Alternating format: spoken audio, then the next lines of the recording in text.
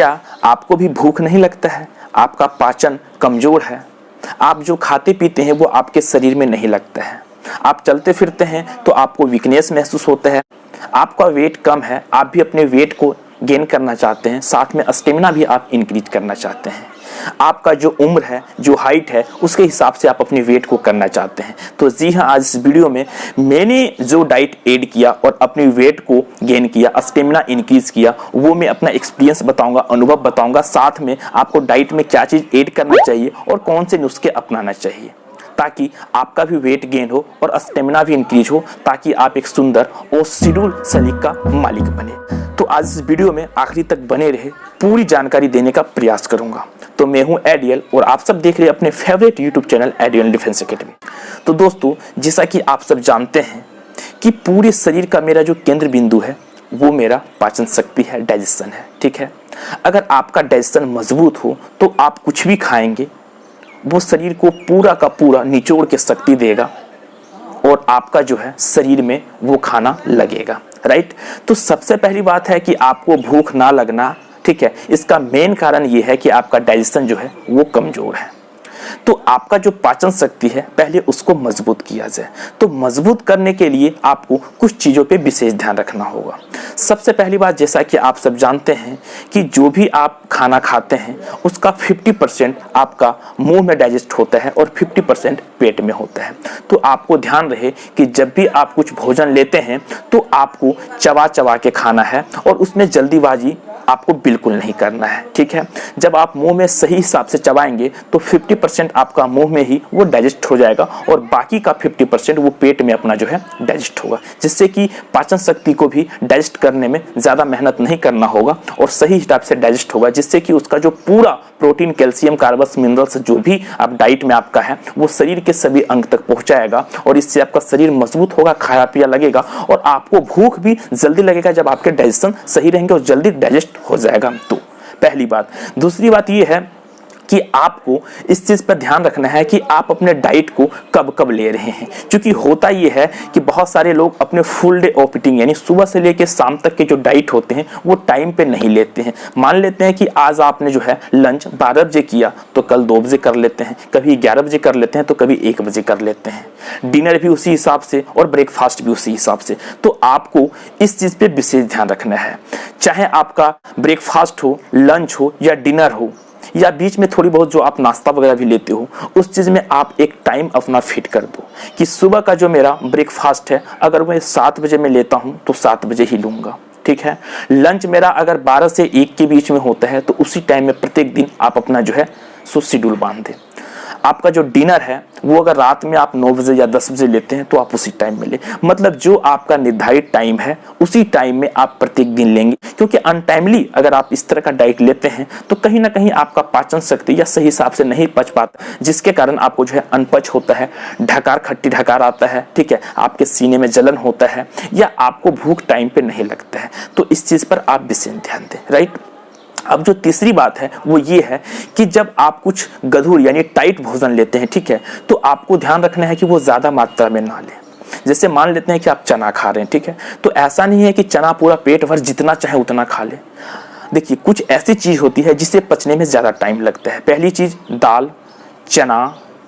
चूड़ा, तो इस सब चीज़ों को क्या करना है, आपको ज़्यादा मात्रा में नहीं लेना है, ठीक है, और प्रत्येक दिन इन सब चीज़ों का सेवन नहीं करना है। वैसे अगर चना का आप सेवन सुबह में करते हैं और सभी लोग चना का सेवन करते ही हैं, तो चना का सेवन आपको जो है चबा चबा के लेना है और एक मात्रा में लेना है, ज़्यादा नहीं लेना है, राइट। तो ये सब तो कुछ बात ही रही कि जिस पे आपको विशेष ध्यान देना है। अब बात रही कि आपको जो है भूख नहीं लगता है तो इसके लिए आपको कौन से नुस्खे को अपनाना चाहिए। तो सबसे पहली बात है कि सुबह में जब आप उठते हैं तो आपको प्रत्येक दिन इस चीज़ का ध्यान रखना चाहिए कि 1 गिलास गुनगुने जल में 1 नींबू या 1 चम्मच शहद मिला के ज़रूर आप सेवन करें। आप अगर इस चीज़ का सेवन करते हैं तो 1 सप्ताह के बाद आपको रिजल्ट मिलेगा। अब जो दूसरी बात है वो ये है कि जब भी आप, जैसे मान लेते हैं आपने डिनर किया हो या लंच किया हो या सुबह में आप अगर ब्रेकफास्ट नाश्ता भी लिया हो, तो आपको इस चीज़ का याद रहे कि किसी भी टाइम भोजन या नाश्ता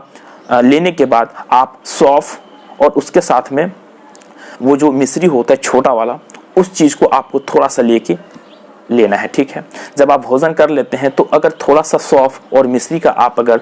यूज़ करते हैं तो आपका जो पाचन शक्ति है, ठीक है, उससे उसको बहुत बेनिफिट मिलता है और खाना को पचाने में काफ़ी आसान होता है, ठीक है, और आपका खाना जल्दी पचता है। और अगर खाना जल्दी पच जाएगा तो डेफिनेटली है कि फिर से आपको भूख लगेगी। ये हो गई दूसरी पॉइंट आपकी नुस्खे के तौर पे, ठीक है। अब तीसरी बात को आपका ये ध्यान रखना है कि रात में जब आप भोजन करते हैं, ठीक है, तो भोजन करने के बाद 1 गिलास दूध जो है हल्दी उसमें मिला के आप उसको पिए। जी हाँ, मैं ये कह सकता हूँ कि रात में आप 1 गिलास दूध के साथ में हल्दी का सेवन करेंगे तो आपका जो सुबह जो होगा उसमें आपका पेट भी सही हिसाब से साफ होगा, आपका डाइजेशन पूरा क्लियर हो जाएगा और आपको भूख भी टाइम पे लगेगी। आपके अंदर जो एसिडिटी गैस बनता है वो भी बहुत कम हो जाएगा, राइट।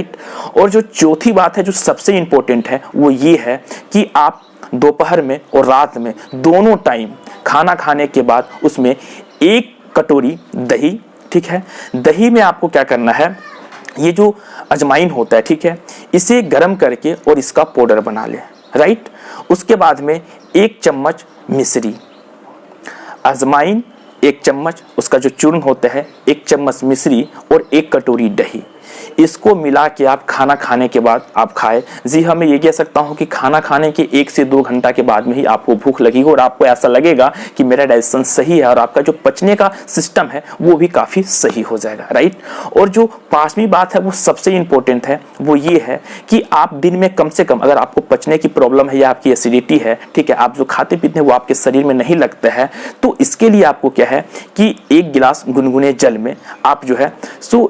नींबू का रस और उसी में जो है आपको अदरक का जो रस होता है वो मिला के आप 1 गिलास आपको पीना है। अगर इस तरह का सेवन आप रेगुलर 3 वीक तक करते हैं, यानी 21 दिनों तक करते हैं, तो आपका जो पचने का सिस्टम है उससे आपको हमेशा के लिए निजात पाया जाएगा। आप जो भी भोजन लेंगे वो आपके शरीर में सही हिसाब से, प्रॉपर हिसाब से लगेगा, जिससे आपका जो है धीरे धीरे वेट गेन होने लगेगा और आपका खाया पिया आपके शरीर में लगेगा। जी हाँ, ये मैं इसलिए कह सकता हूँ क्योंकि मैंने यूज़ किया और यूज़ करने के बाद आप जैसा कि पिक में देख पा रहे हैं, मैंने अपने वेट को काफ़ी गेन किया और सिर्फ वेट को ही मैंने गेन नहीं किया, ठीक है, इसके साथ में मैंने अपने स्टेमिना को भी काफ़ी इंक्रीज किया। तो जी हाँ, अगर आपको बिलीव होता है और अगर आप भी इस चीज को ऐड करते हैं तो आपको रिजल्ट एकदम रामबाण की तरह मिलेगा, ये मैं 100% गारंटी के साथ में कह सकता हूं। लेकिन अगर आपको जल्दी वेट गेन करना है तो फिर से वही कंडीशन है कि जब तक आपका डाइजेशन सही नहीं रहेगा तब तक वेट गेन नहीं होगा। पहले आप इन चीजों को लेकर अपने डाइजेशन को सही कर ले और जब आपको ज्यादा भूख लगने लगेगा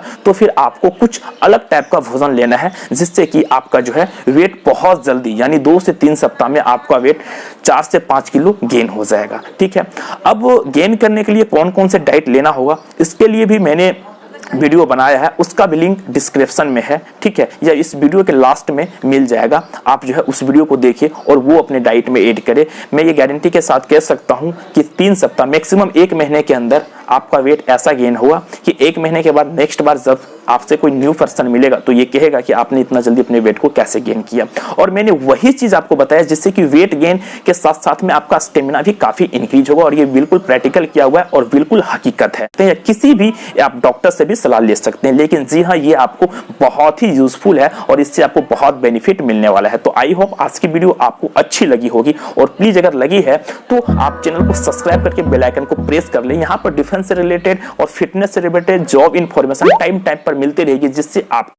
जीवन में बहुत इससे आपको सहूलियत मिलेगी और आसान मिलेगी, और आप भी आपकी जो प्रॉब्लम है आप उसे सॉर्ट आउट कर पाएंगे। तो तब तक के लिए जय हिंद, जय भारत, वंदे मातरम।